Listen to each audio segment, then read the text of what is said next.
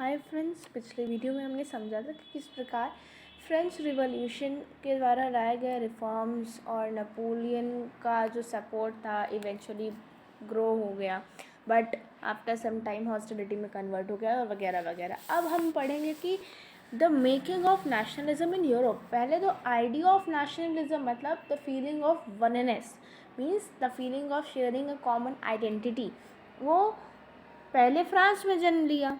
But France के साथ साथ कैसे ये नेशनलिज्म पूरे यूरोप में आया, इसके बारे में हम सीखेंगे।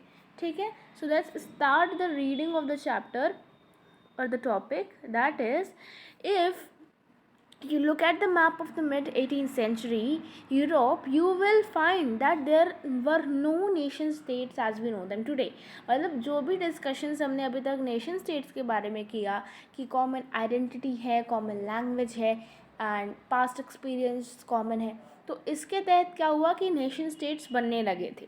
मॉडर्न स्टेट से नेशन स्टेट कन्वर्जन होने लगा था। बट उस समय 18th सेंचुरी के बिटवीन, मतलब 1848 के पहले ऐसे कोई भी नेशन स्टेट्स नहीं थे। What we know today as Germany, Italy and Switzerland were divided into kingdoms, duchies and cantons whose rulers had their autonomous territories. Eastern and Central Europe were under autocratic monarchies within the territories of which lived diverse people। मतलब कि आज के समय में जो हम countries like Germany, Italy या Switzerland map पर देखते हैं ना, उस समय ये कोई कंट्री नहीं थी। देखो, एक पर्टिकुलर एरिया था जहाँ पर बहुत से लोग उस पर्टिकुलर एरिया की लैंग्वेज बोलते थे, जैसे जर्मन स्पीकिंग एरिया।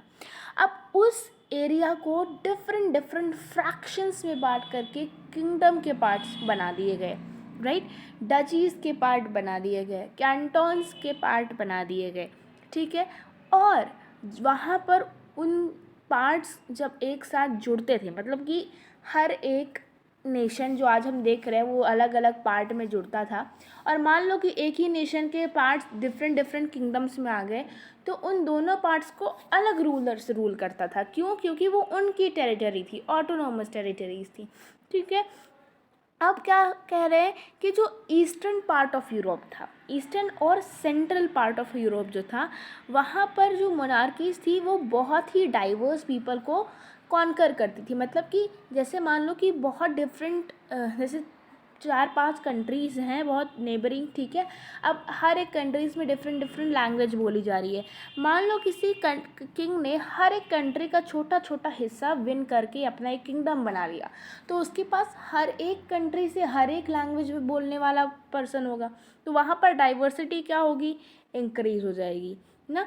यही बोला जा रहा है कि territories of which lived diverse people, they did not see themselves as sharing a collective identity or a common culture। Basically अगर एक ही एरिया में बहुत सारे डाइवर्स लोग रहेंगे और उस समय उन्होंने कोई स्ट्रगल नहीं की थी, तो उनके पास कोई भी कॉमन कल्चर नहीं था, यूनिटी के लिए कोई फैक्टर नहीं था, ठीक है। Often they even spoke different languages and belong to different ethnic groups. Ethnic groups मतलब जैसे ट्राइबल पीपल हो गया ना, तो उनका स्पेसिफिक कल्चरल ग्रुप्स, ठीक है। तो उनकी लैंग्वेज अलग अलग होती थी, उनका जो कल्चर था वो अलग अलग होता था। अब यहाँ पर एक एग्जाम्पल दिया गया है, as you could see, is the Habsburg empire. What is Habsburg empire? तो जैसे हिस्ट्री में बहुत से एम्पायर बने हैं ना, जैसे कि आप बात करो ऑटोमन एम्पायर की, ऑस्ट्रो हंगेरियन एम्पायर की, तो इसी तरीके ऑस्ट्रिया और हंगरी पर ही रूल करने वाला एक एम्पायर था जिसका नाम था हैब्सबर्ग एम्पायर। इसमें क्या था कि देखो, it was a patchwork of many different regions and people.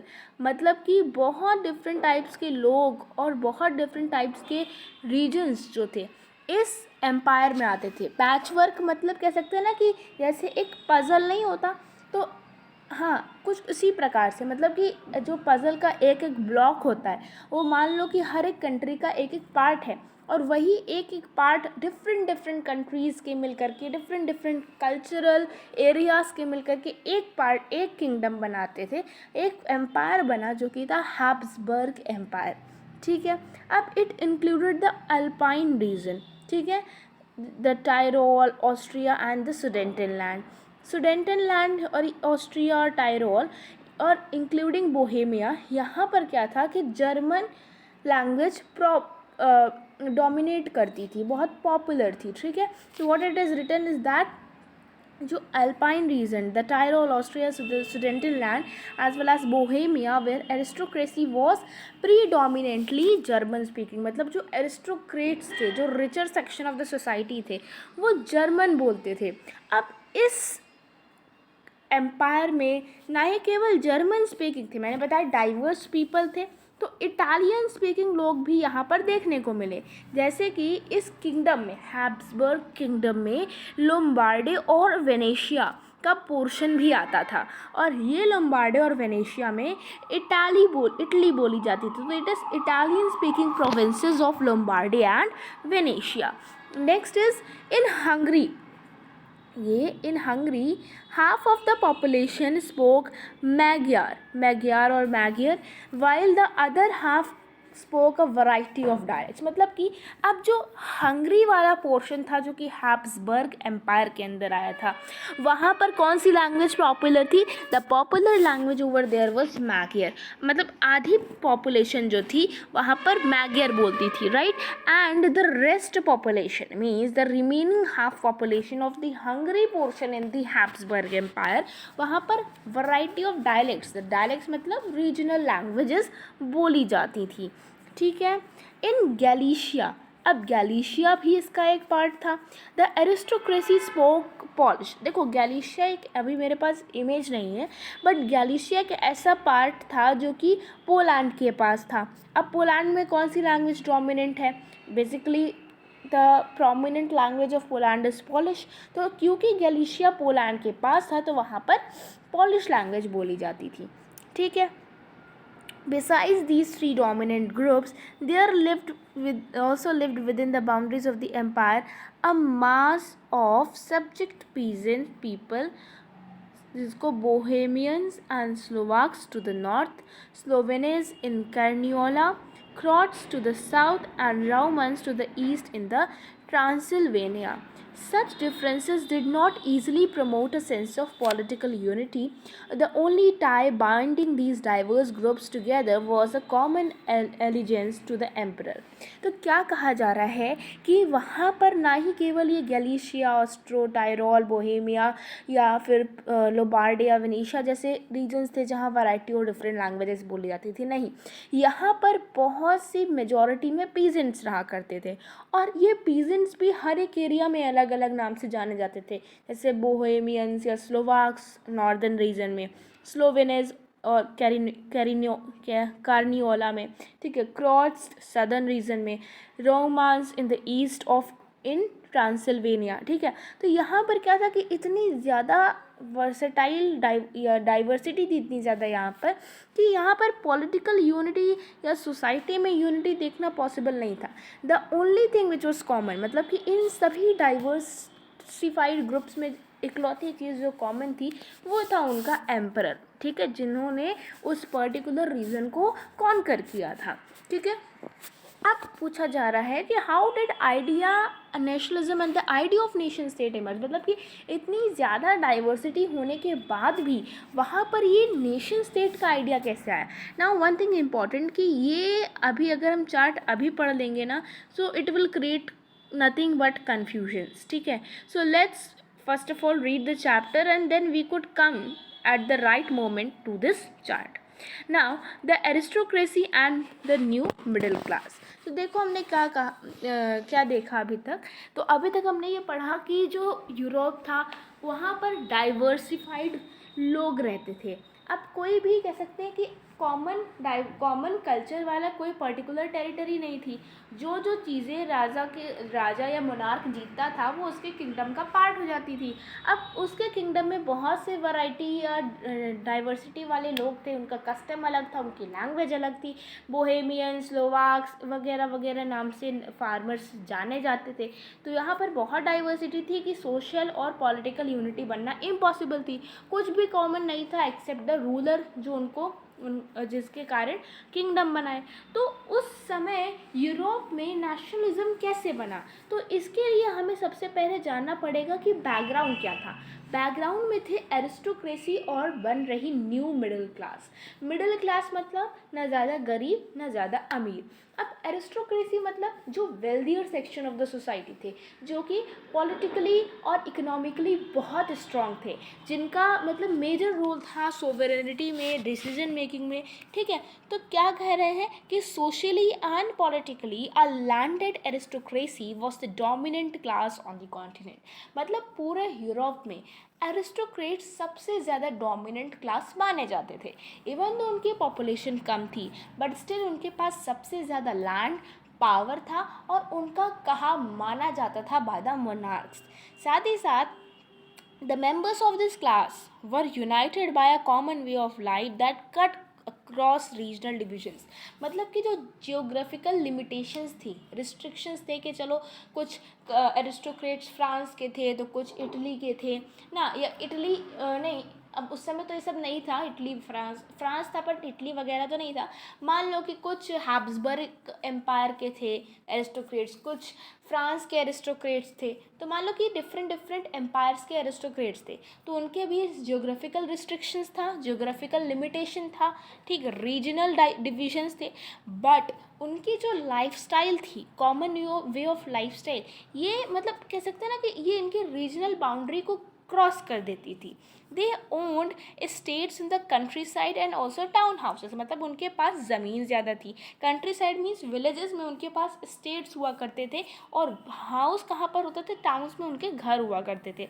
They spoke French for the purpose of diplomacy and in high society. अच्छा, जब हम लोग French revolution and the idea of nation पढ़ रहे थे, तो हमने देखा था कि फ्रांस में बोले जाने वाले रीजनल डायलेक्ट्स को कम किया गया और फ्रेंच लैंग्वेज को प्रमोट किया गया, क्योंकि वो पेरिस में बोली जा रही थी।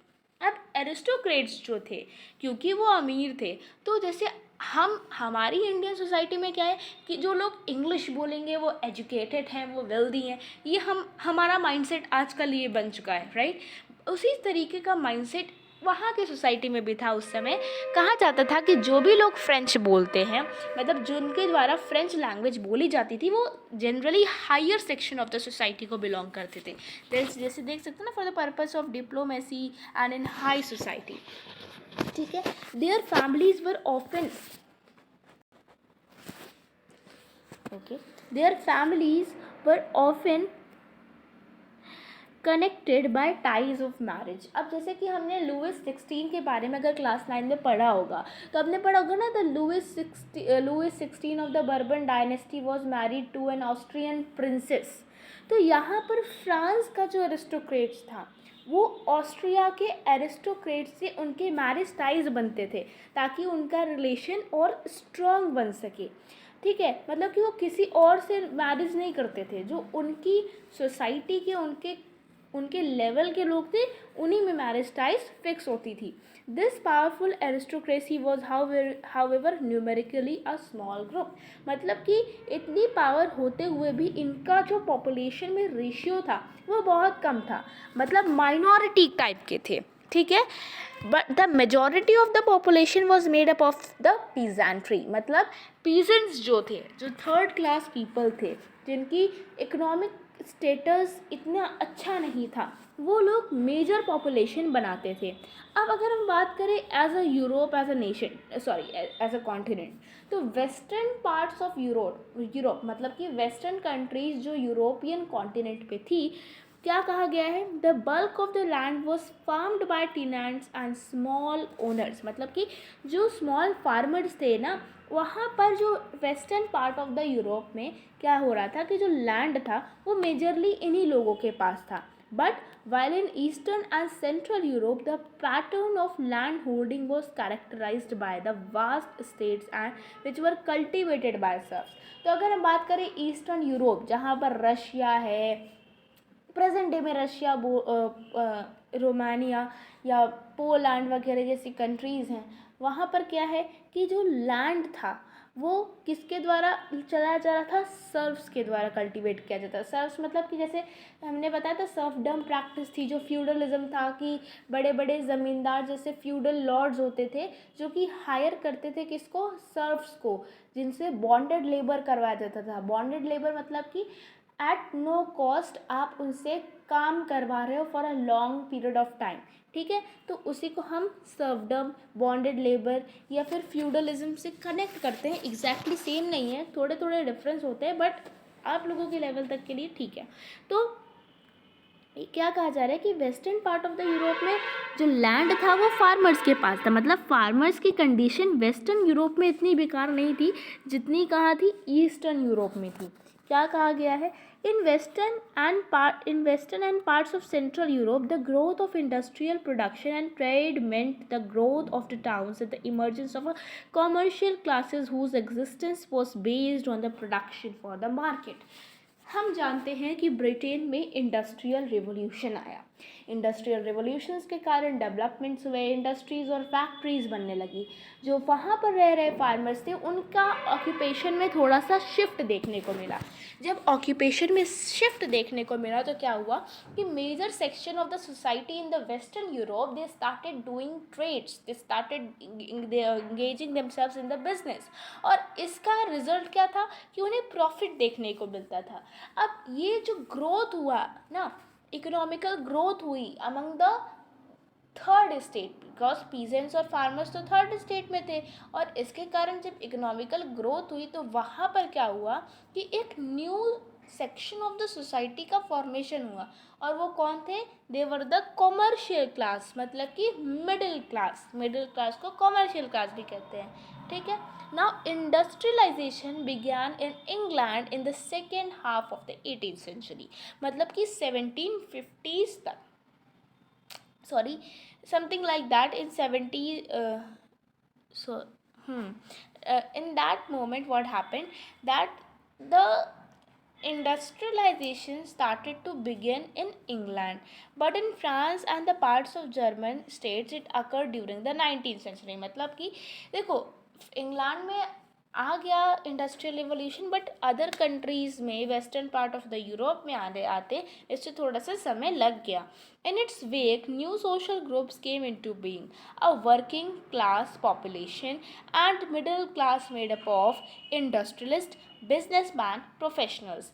क्या कहा गया कि जब ये इंडस्ट्रियल रिवॉल्यूशन की वेव इंग्लैंड के साथ साथ फ्रांस, जर्मनी जैसे स्टेट्स में आने लगी, तो क्या देखने को मिला कि यहाँ पर एक नया सोशल ग्रुप इमर्ज हो रहा है सोसाइटी में, जो कि थे वर्किंग क्लास पॉपुलेशन, जो कि थे मिडिल क्लास। उस पर इंडस्ट्रियलिस्ट थे, बिजनेसमैन थे, और अलग अलग एजुकेटेड प्रोफेशंस को प्रैक्टिस करने वाले लोग थे, जैसे टीचर है ना, लॉयर है, डॉक्टर है, इंजीनियर्स है, ये सब थे, ठीक है। In central and eastern Europe these groups were smaller in numbers till the late 19th century. हम इस बारे में जानते हैं जब हम शायद सोशलिज्म इन रशिया पढ़ रहे थे, तो हम लोग ने देखा था कि रशिया जो कि ईस्टर्न यूरोप का पार्ट था वो लीस्ट इंडस्ट्रियलाइज्ड स्टेट था, कंट्री थी। मतलब कि जो भी ईस्टर्न पोर्शन ऑफ यूरोप थे वहाँ पर इंडस्ट्रियलाइजेशन आने में समय लगा, इसलिए वहाँ पर मिडिल क्लास या कॉमर्शियल क्लास या वर्किंग पॉपुलेशन ज़्यादा प्रोमिनेंट नहीं थी।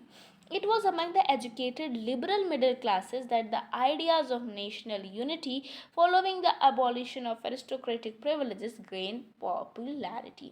मतलब कि educated और liberal middle class, liberal के बारे में हमने पढ़ा है, the section of the society which demands for the creation of the parliament government and supports the vote for the propertied men only ना। वुमेन को कोई राइट नहीं देते थे, ये डेमोक्रेट्स नहीं थे, बट पार्लियामेंट्री गवर्नमेंट चाहते थे, एरिस्टोक्रेसी हटाना चाहते थे, concentration of power in one hand नहीं चाहते, तो उन्हें हम लिबरल पीपल कहते हैं, ठीक है। तो मिडिल क्लास पीपल के पास पैसा आया और उस पैसे से उन्होंने एजुकेशन गेन की, एजुकेशन गेन की, तो उन्होंने फिलोसफीज़ बनाई, उन्होंने लिबर्टी, फ्रीडम जैसे आइडियाज़ के बारे में जानकारी इकट्ठा करी। So it was among the educated liberal middle classes that the idea of national unity following the abolition of aristocratic privileges gain popularity. तो अभी तक हमने क्या पढ़ा कि कैसे एरिस्टोक्रेसी थी और न्यू मिडिल क्लास का कैसे जन्म हुआ। अब इनके बीच ये कैसे आइडिया आएंगे कि नेशनलिज्म के आइडियाज़ कैसे आएंगे, हमें नेशन स्टेट बनाना चाहिए, और ये नेशन स्टेट के फॉर्मेशन किस प्रकार से एरिस्टोक्रेट्स को हटाते हैं, इसके बारे में हमें पढ़ना है। तो देखो क्या लिखा है कि what did liberal nationalism stand for. Liberal nationalism का मतलब क्या है? लिबरल नेशनलिज्म दो शब्दों से बना है, liberalism and nationalism. Liberalism comes from a Latin word which is Libre. Libre means free. तो ऐसी आइडियोलॉजी जो कि फ्रीडम में विश्वास रखती है वो लिबरलिज्म कहती है। अब नेशनलिज्म क्या है? It is an ideology which was among the educated middle class people which demanded the creation of nation state, means nationalism is the feeling of oneness। तो एक होने की जो भावना थी और फ्रीडम की जो भावना थी, साथ मिल करके कैसे एक अपनी रीजनल या कॉमन कल्चरल टेरिटरी या कॉमन आइडेंटिटी वाली टेरिटरी कैसे बनाती है, इसी को हम लिबरल नेशनलिज्म में समझेंगे। ठीक है। The ideas of national unity in early 19th century Europe were closely allied to the ideology of liberalism. मतलब कि जो नेशनलिज्म आया वो कहाँ से डिराइव होकर आया? लिबरलिज्म से। सबसे पहले लिबरल आइडियाज प्रोवोक हुए और उससे ही नेशनलिज्म की भावना जागरूक हुई। The term liberalism derives from the Latin root liber, meaning free. For the new middle classes, liberalism stood for freedom for the individual and equality of all before the law. Politically, it emphasized the concept of the government by consent। मतलब कि अब देखो liberalism जो थे वो दो sects में थे, सेक्शन या दो पार्ट्स में थे। एक पॉलिटिकल स्फेयर में लिबरलिज्म की डिमांड थी और एक इकोनॉमिकल स्फेयर में लिबरलिज्म की डिमांड थी। पॉलिटिकल स्फेयर में मतलब कि पॉलिटिकल रिफॉर्म्स चाहिए थी, और इकोनॉमिकल स्फेयर में क्यों लिबरलिज्म चाहिए था?